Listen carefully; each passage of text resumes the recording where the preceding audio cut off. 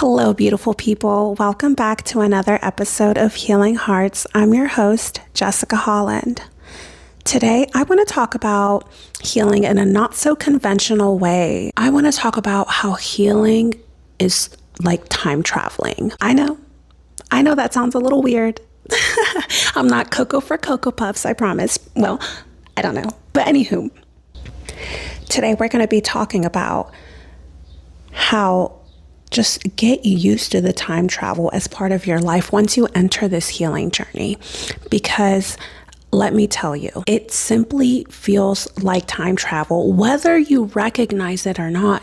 Every time that you step into that trigger, when a trigger comes up, it's like time travel because your mind is literally taking you back to that emotion, that time and place where it first got activated. It might not feel like it. You might still be somewhat present when you are getting triggered, but the simple fact that it feels like the first time that you felt abandoned, those things are getting activated within your system, within your brain or within your body. If it, when those emotions get trapped into our bodies, that little tidbit of feeling literally gets activated. And what do I mean by activated? Sometimes it can come up as if you feel that you are getting disrespected, and you had a time where you didn't speak your truth, and when you were not in control of not speaking your truth, something terrible might have happened, or there was just emotional chemistry that was changed within your mind that got produced from that outcome. And when you held it in, you didn't speak your truth, that's when you've seen that outcome. So therefore, let's say that someone at your job or somebody at the coffee line just says something, and it might not even was meant to be taken the wrong way, but you felt disrespected.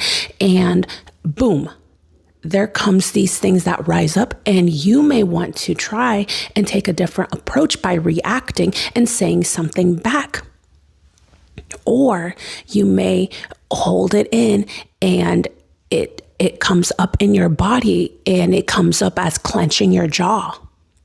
That is the type of thing that I am talking about. I want everyone that listens to this to be more aware of the things that are going on within us, because that introspection can be so helpful for all of us. That can be so helpful for literally making the world a better place. I know that sounds like such a big vision, but it begins with us. And when we recognize these things that come up, we can see how it led back to maybe the first time that we were not acknowledged, or the first time that we felt that our truth was taken from us. So when we start becoming more aware of how this is truly time traveling, because you're taking back to that specific emotion, and your brain, like your vagal tone, can literally change back to when you were a child and when that's a specific situation that it happened. And sometimes that's why we react in ways that we react. And waking up to this is not always easy, because you know what that means?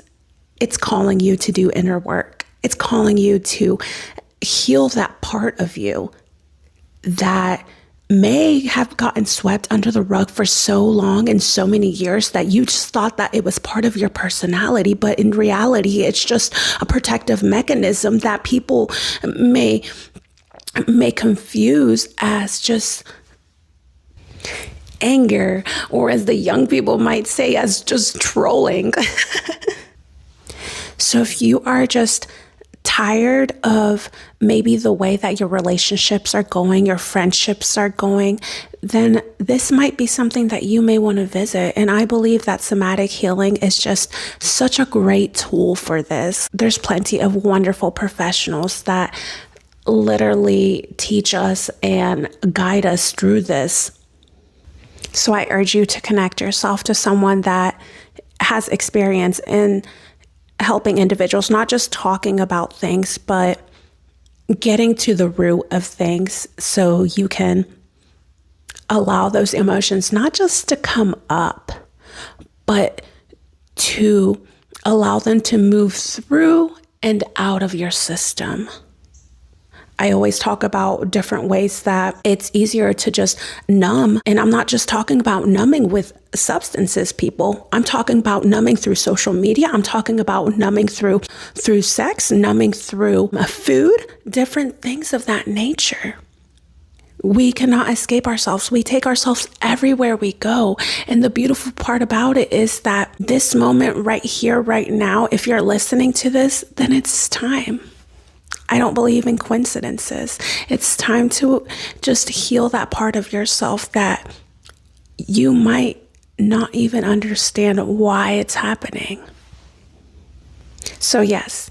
So when certain moments happen throughout our day, our daily living, they get activated. These parts of us get activated from just our past that sometimes help us to mess things up, that allow us to time travel and go back to a time or a place where it may bring out a reaction. So in reality, we're time traveling all of the time. Another way that I just think is so beautiful that we can time travel is art. When you go and I'm just such a big nerd, aren't I? Well, I feel like these wonderful art pieces that get preserved and taken care of so that we may be able to experience them, it's like time travel because so back then they did not have obviously the things that we have now, such as cameras and this saying that I think it goes, a picture is worth 1,000 words. Because you are literally looking at something that somebody was experiencing, and not just clothing, but some things that may be happening. And you have all these wonderful artists that show us the world through their eyes and the different art styles that they brought forth. Because if you think about it, in 1992 was a big shift of when the world was changing. A lot of technology started getting implemented. I mean, obviously we knew it was going to happen and little tidbits was happening way before then. But when you look at art and you look at pictures from times before, even the year before you were born or so, you begin to be able to put yourself in that place. And I just think it's so beautiful to be able to witness the world through somebody and see how the world was living then. And you can literally time travel through art. Let your mind explore, let your eyes explore. Oh, and the fact that I think M on the Brain, I was watching one of her episodes and she was talking about how no one sees color the same way, no one in the world. And I was like, oh my goodness. So when we go to art museums or we're looking through a book at art, I think sometimes now I'm like, oh, I'm the only one that sees this. And sometimes I'll ask my son, I'll say, what color do you see here? What do you see there? What are your eyes telling you?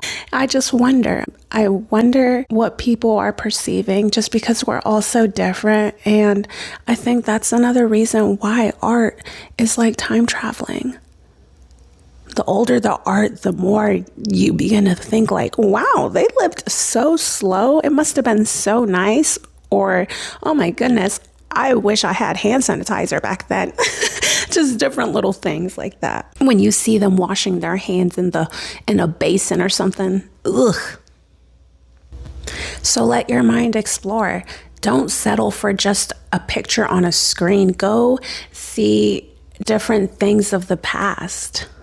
Even like statues and stuff. Allow your mind to just wonder and allow different parts of your mind to be activated through just this beautiful thing that we can use to time travel, this beautiful thing called art. Yes. And another way I think that we as humans can time travel are books. Oh my goodness. Books are just so amazing. I remember when I was part of this church, and unfortunately, it was a very controlling atmosphere, and we were not allowed to read anything that wasn't approved by them. And so for me, anytime that I would go to Walmart sometimes, I would pick up a book. And I would pick up a book because I felt like I was really there. I felt like I was somewhere different other than the life that I was experiencing. And a lot of the times it was a book about a documentary or something that truly happened. And it allowed me to have a different view because, like I said, unfortunately, I was in a really controlling religious establishment, and everything was thought for you, is the best way I can say. And it gave me a different perspective. Almost in a way, I was like, oh my goodness, look at what this person invented, or look at what this person did, or look at what this person does. And it gave me a sense of like, wow, we are meant for so much more. We are meant for not just living such little and ordinary lives. There are just so many ways that expanding your mind and allowing your imagination to bring forth new things. You know, the manifestation is such a big thing, and we don't realize that imagination plays such a big role in that. I heard something the other day, and it said that someone asked, I think it was Thomas Edison. Oh, don't quote me on that. Someone asked Thomas Edison, how do I get my child to be very smart? And he said, read them fairy tales. And if you want them to be very, very smart, what do I do?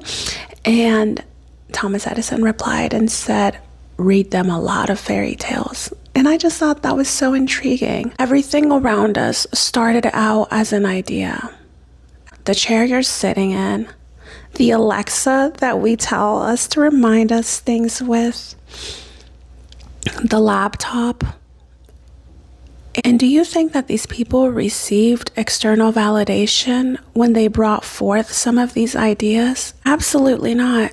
They used to think that they said no one would buy a computer for their home. They have no need for it. They said that no one would need subscriptions. They said no one would need subscriptions to television shows.